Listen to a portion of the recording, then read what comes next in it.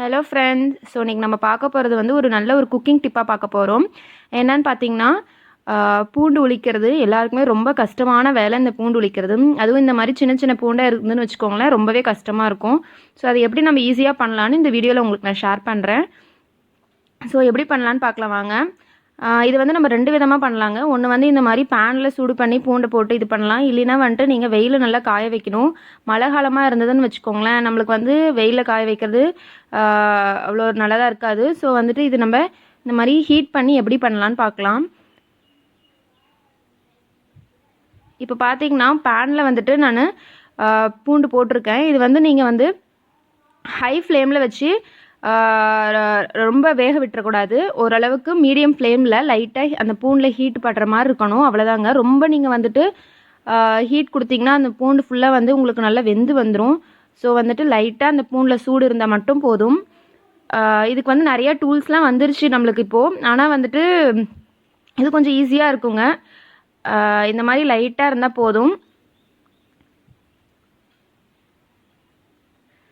நீங்கள் வந்து நிறைய இந்த மாதிரி ஒரு கிலோ பூண்டு உரித்து இந்த மாதிரி பண்ணுறது ரொம்ப டைம் எடுக்கும். இந்த மாதிரி நீங்கள் பண்ணிட்டீங்கன்னா ரொம்ப நாள் ஃப்ரிட்ஜ்லேயே வச்சுக்கலாம். ஏன்னா நம்ம அன்றாட என்றைக்குமே சமையலில் வந்துட்டு நம்ம இஞ்சி பூண்டு பேஸ்ட் இல்லாமல் இருக்காது.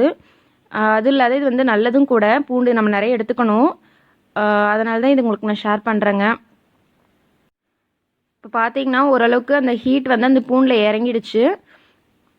இப்போ என்ன பண்ணணும்னா, இது நம்ம வந்து ஆஃப் பண்ணிவிட்டு இந்த மாதிரி ஒரு பெரிய துணியை எடுத்துக்கோங்க. அதில் வந்து நம்ம இந்த பூண்டை இதில் கொட்டிட்டு இது ஃபுல்லாக அப்படியே நம்ம வந்துட்டு வெளியில் பூண்டு இப்போ நம்ம என்ன பண்ண போகிறோம்னா அடிக்க போகிறோம் இந்த பூண்டை. இங்கே பாருங்கள், இந்த மாதிரி சுற்றிட்டு ஒரு பெரிய துணியில் போட்டு இந்த மாதிரி எடுத்து வேகமாக நீங்கள் ஒரு 4 அடி இல்லை ஒரு 5 அடி இந்த மாதிரி அடிச்சிங்கன்னா போதும். தரையில் அடிச்சிட்டா போதும்.